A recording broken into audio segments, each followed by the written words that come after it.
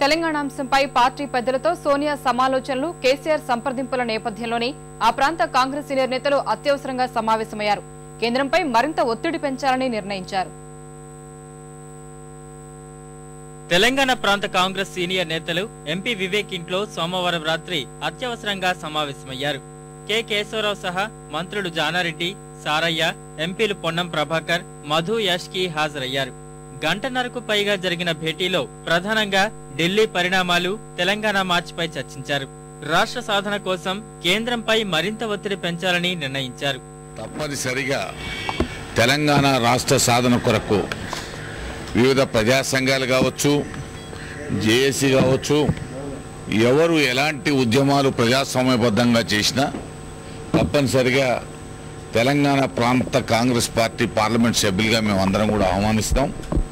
అదే సందర్భంలో జరుగుతున్నటువంటి పరిణామాలను ఎప్పటికప్పుడు కేంద్ర ప్రభుత్వం దృష్టికి, ముఖ్యంగా మా నాయకత్వం దృష్టికి తీసుకెళ్లి రాష్ట్ర ప్రక్రియను ప్రారంభించేటువంటి వైపు మా ఒత్తిడిని యథావిధిగా కొనసాగించాలనేటువంటి నిర్ణయం తీసుకున్నాం.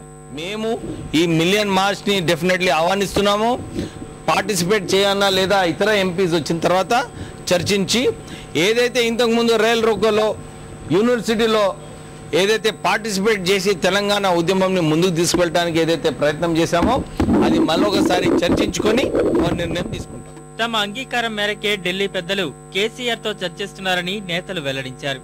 తెలంగాణ రాజకీయ ఐకాస చైర్మన్ కోదండరాం ఇంటిపై దాడిని నేతలు ఖండించారు. ప్రజాస్వామికంగా శాంతియుతంగా జరుగుతున్న ఏ పోరాటమైనా సరే 27 విద్యార్థుల మార్చి కానీ లేక తెలంగాణ మార్చిని కానీ ప్రభుత్వం సహకరిస్తూ దాన్ని శాంతియుతంగా జరిగే రీతిలో ప్రవర్తిస్తే మంచిది. పోలీస్ వ్యవస్థను పెట్టి అణచేయాలనుకుంటే మాత్రం ఉద్యమం. తెలంగాణకు వ్యతిరేకంగా ముఖ్యమంత్రి ఎలాంటి ప్రయత్నాలు చేసినా వాటిని అధిగమించి రాష్ట్రాన్ని సాధిస్తామని తెలంగాణ నేతలు ధీమా వ్యక్తం చేశారు.